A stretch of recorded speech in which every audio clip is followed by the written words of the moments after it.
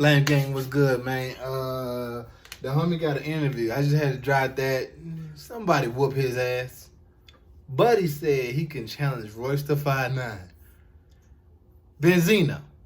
You know, Big Zeno. That's what he say. Buddy said he can challenge Royce to 5'9" in the verses. What? Anyway, bro. Eminem just did a new video earlier. It's only like 18 minutes long. I figured I'd watch it with y'all, you feel me, since we on this Eminem trip right now, you feel me? He got an interview with Apple Music. So hit that like button, hit that subscribe, you dig what I'm saying? Hit me with the thumbs up, hit the notification bell so you can, every time I upload something, it'll be the first to ring to your phone or your device, whatever you watching me from, you feel me? So, I don't know, this Golden Age of Hip Hop, LL Cool J, and his cassette clip. I know he got a big ass boombox at the crib still, but he got a cassette collection. I'm on your ass, Slim Shady. All right, y'all ready? Let's go. It's really nice to see you, bro. You too, man. Look at Your those beard beautiful is bricks weird. behind you. Look at the foundation of music that's stacked up behind you. Look at those Damn, cassettes. boy. I'm so jealous. You with that? Are you kidding? I've been online trying to find cassettes. You know how hard it is even to find? Well, yes, you do, because you have a collection. It's really challenging to find cassettes now, and it's something that about 6 to 9 months ago, I just was like, oh, I don't know, I really want that sound, that feeling. How long have you been collecting? Well, I just started again. It took me about 3 years to get what I got right now because some tapes are just harder to find than others. You're a collector. You're preserving these things. Absolutely, because when I was a kid, I didn't have money to buy every tape I ever wanted. You know what I'm saying? So usually what we had to do was go to this place called Record Time, and I would take the tape that came out a couple of weeks ago, trade it in for the new tape, you know, whatever else was out. Me and my friends would take turns buying the tape and be like, it's your turn to buy this tape and I get to dub it. And then it'll be my turn to buy the next tape. You would dub some, and it'd be like, the air would be like, and you'd hear the air more than the tape. You have to turn it all the way up, and then all you hear is the bass from it. Yeah, that's up. What's the one that springs to mind when you were at that point in your life when you didn't have 2 pennies to rub together? Hell. But he better not ever say nothing about nobody burning music. Boy, your ass was stealing tapes. You just confessed, nigga. The air would be like, and you'd hear the air more than the tape. You have to turn it all the way up, and then all you hear is the bass from it. Yeah, that's up. What's the one that springs to mind when you were at that point in your life when you didn't have 2 pennies to rub together and you got that tape? What was the one that you were like, this is the one I've been waiting for? This is the most exciting thing I've pressed play on ever. I mean, I can't even gauge that. I can't even gauge that because backing up to what I remember, like my earliest memories of hip hop would be for sure Ice-T, Reckless. And then I saw the movie Breakin'. My Uncle Ronnie actually brought the tape over, the Breakin' tape. And I don't even think I knew at the time. I was like 10 or 11. And I don't even think I knew at the time that there was even a movie called Breakin'. So he put me up on a lot of and that was one of the first rap songs I remember hearing. And then I went and watched the movie, and then I was all in. This is my friend LL over here. Some of you know him as LL Cool J. I know him as Todd. Yeah. What did he say on the poster? It said, "To Marshall, salute. You can do anything you put your mind to." That's LL Cool J quoting one of my lyrics to me. That's crazy. That's crazy. Over here. There they are. Greatest group of all time, man. I think. I absolutely agree. And you know, I was listening in the gym yesterday to Tougher Than Leather, and the way their voices meshed, you'll never hear that again. Wait, I'll give you another one. Beastie Boys. Beastie Boys was like the white Run DMC. Their voices, all of their voices meshed together so well. But Run DMC, bro, the way they would interchange and just go like say one. Look, bro. Look how excited this man is about it. And people be talking about he be just abusing it and mashing it. Look how excited Buddy is to talk about the OGs and the pioneers of hip hop, bro. That's crazy. Like, I've never heard a group like that. And then Jam Master Jay would come in, and somehow, even with the energy of DMC and Run, the DJ comes in, and his scratches are as powerful and as exciting as they are on the mic. No one's ever scratched with that level of intensity, and it's just crazy. I'll never forget where I was when I saw the King of Rock video. I was at my Aunt Edna's house, and I sleep in the living room sometimes with the TV on. Mm-hmm. I remember I was about to go to sleep, and I don't even know what channel I was watching.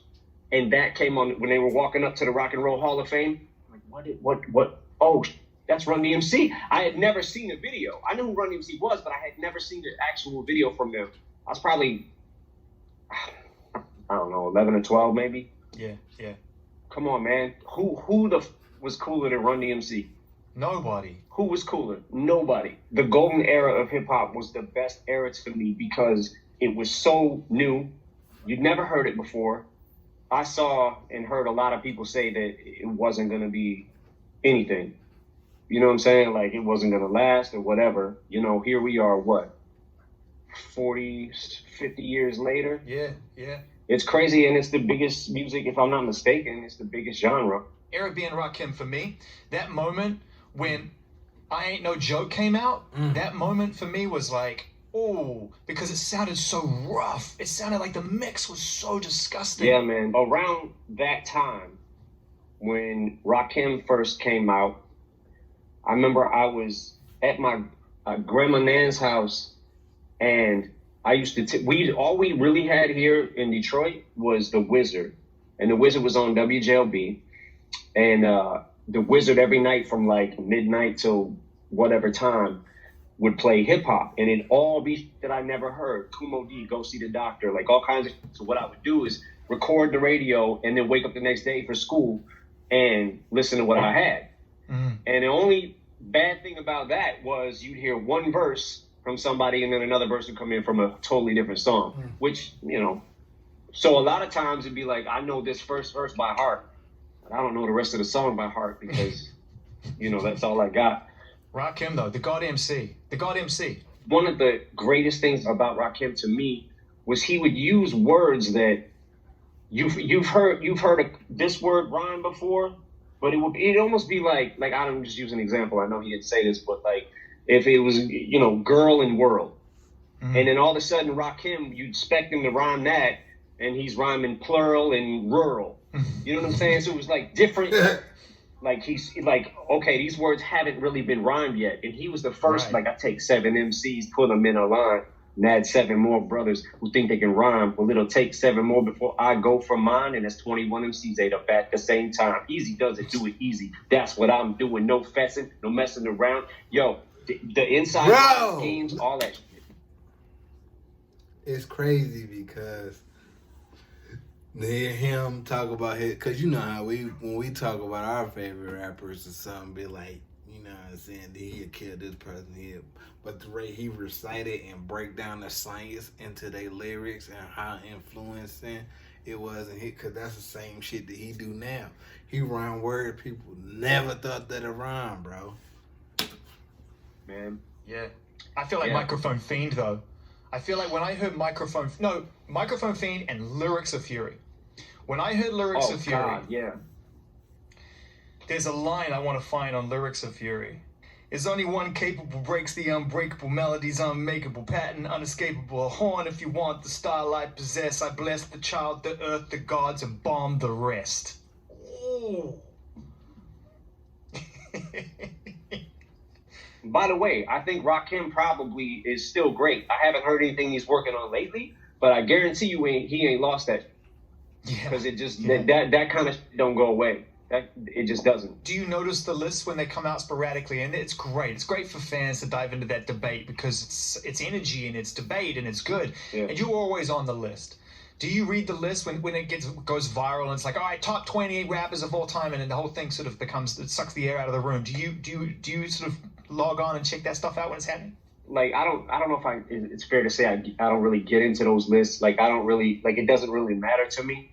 I know for a fact how I feel. I rap to be the best rapper, but I'm not the only rapper who raps to be the best rapper. Wayne, Cole, Kendrick, you know what I'm saying? Like Joyner Lucas, they rap to be the best rapper, and I feel like that's, you know, when you push yourself like that, that's what I feel like inspires greatness. Yeah, but the list, man, is sometimes you almost have to go by era. Well, let's talk about Nas for a second, because Halftime's on the list, and that's obviously for fans. That's on Illmatic 5 Mic Classic. Yeah. That's a real fans cut as well. Like when the debut album came out, Halftime had been out. It was actually already in existence. People knew about it, but he included it on the final track listing, which is something because that track listing is 10 songs in 36 minutes. It's so reduced and so essential. Why did you choose Halftime? And as someone who kind of, I guess, grew up being a fan of Nas before you were a contemporary of Nas's, what is it about him that you loved as a fan before you got to know him as the artist? There's too many moments that he had for me to even be able to count them. One of the reasons that I picked Halftime, though, is because there's some rhyme schemes on there that most rappers to this day probably can't do. And that's one of the things that has made Nas so great over his career. Like when he, because when I blast the herb, that's my word. I'll be slaying them fast, doing this, that, and the third. But chill past the entree and let's lay. I back up at John Jay and hit a matinee. He was rhyming entire sentences. And I'm like, what the is this? You know what I'm saying? Like, yo, Illmatic, I can't even, I mean, you know, everybody knows that is a classic, essential album. Yeah. I don't know where you place that in hip hop, but it's got to be at the top. I think that I've been inspired by so many rappers. It taught me different flow patterns, different schemes you can do.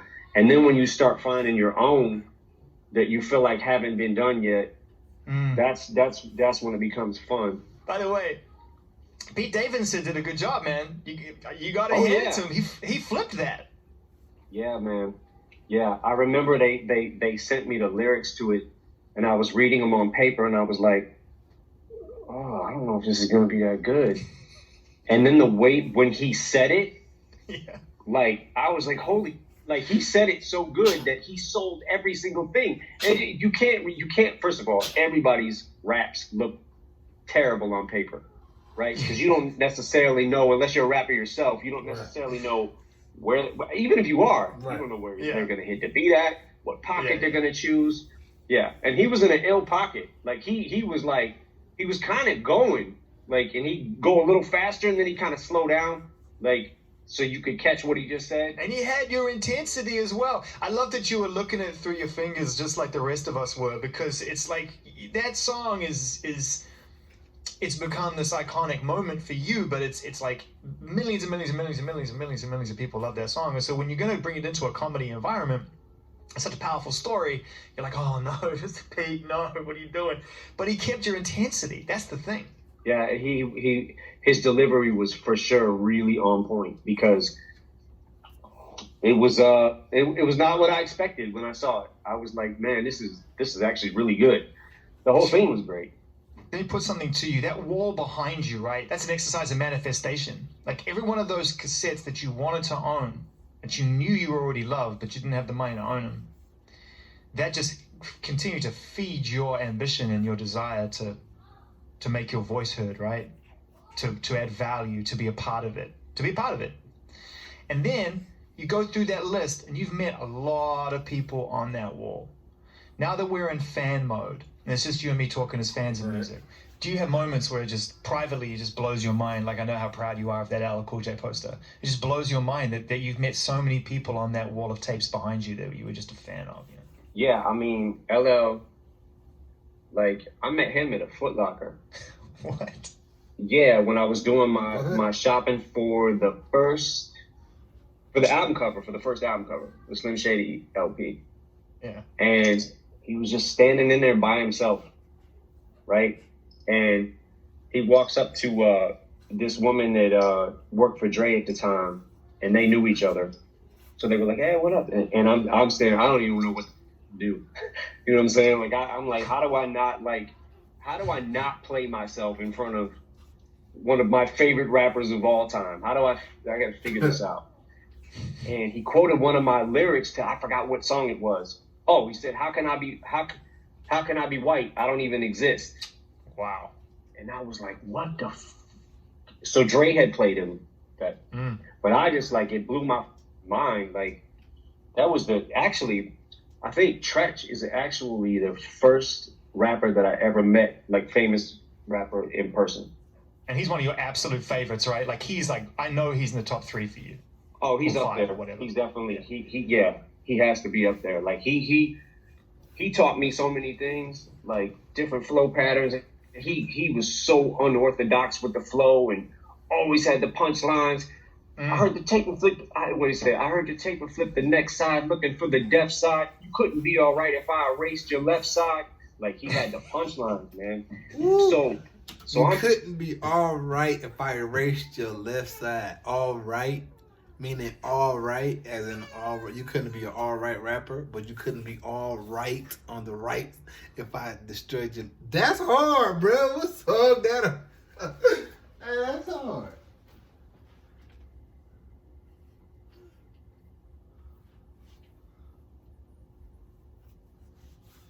We out here breaking down bars in the interview, bro. I erased your left side. Like, he had the punchlines, man. So I'm in Vegas. I'm in Vegas at this time, and nothing was popping with me and Dre yet. We actually went out there because the Slim Shady EP, we had a dude who wanted to buy 3,000 of them. So we were like, let's go out to Vegas. We end up in this flea market. There's people selling clothes like that, and there's a Naughty by Nature booth, and Tretch is standing there. Tretch, standing there selling his own. I'm like, what the? So I walked up to him. I was nobody. You know what I'm saying? And asked him if I could get a picture, told him what a fan I was. I bet you he probably don't even remember that. But I think I was in that yellow jumpsuit where I looked like a banana that Dre always makes fun of. But it was a clothing company that was just starting out, and they knew I was just starting out. And they gave me an outfit. They gave me a sweatshirt. Man, wow, you gotta watch those endorsements. 6 out of 7 days. You gotta get a valuable lesson that day. You gotta watch those endorsements. They'll get you. Yeah, man. But no, he was just so cool. Like, he was just so cool to me, and I always remember that. Like, man, I wonder. I can't even remember what I said to him because I was just super nervous and just took the picture. But I don't know if I got a chance to tell him what a fan I was or am still. You know what I'm saying? Like, so. I don't remember what I said to him, but probably was some dumb. Finish it with one more. Let's do one more. How about Apache? I don't know if you remember the song with Lakim Shabazz. That's another underrated MC. Lakim Shabazz. Flavor Unit. Yeah. So 1, 2, 3. 1, 2, 3. Apache was like, tell me, is this some type of tournament? I'll cut your head off and use it as a Christmas tree ornament. Come and give me your test. Whoever claims to be the best, these with a 40 below footprint on their chest.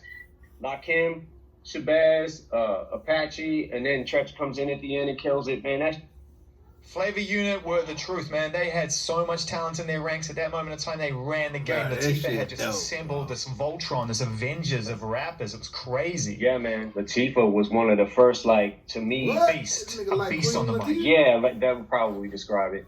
Back then, it was not that many females that rapped. Salt and Pepper was great. Roxanne Shante, MC Light. Roxanne Shante. I have that here. I probably have pretty much every tape you can think of. Oh, here's real Roxanne. Roxanne Shante. Here's another one. Yeah. Now, Third Base. Yes, please. Like, to me, this is one of the most classic albums in the history of hip hop. I saw an interview with MC Serch recently, and somebody asked him about if he thinks he influenced me. And he was like, nah. No, I like whatever. Like, that's both, and that is both because he did influence me very heavy. This is full circle, Em, because you won't remember this. The first time we met, you were on a UK promo tour for My Name Is, just the song at the time, no album. You came in. And we had a conversation, and I didn't really know anything about you at the time, but I knew that I loved the song. So all I had to go on was like your influences. There wasn't enough of a story that was being laid out for me.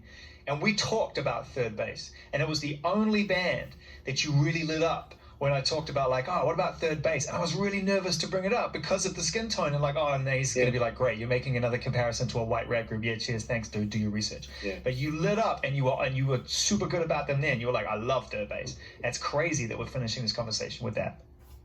Crazy. Yeah, man. They you know, MC Serge, like I said, like I saw that interview and I was like, oh, come on, Serge, you gotta know you inspired me. You know what I'm saying? Because like Serge and Pete Nice, man, I wish that they would have stayed together. I wish they would have made more albums. I wish there wasn't the tension between the two of them and it wasn't like that, but I'm not the one to make my call. So you don't have that problem, man. Yours is a solo mission.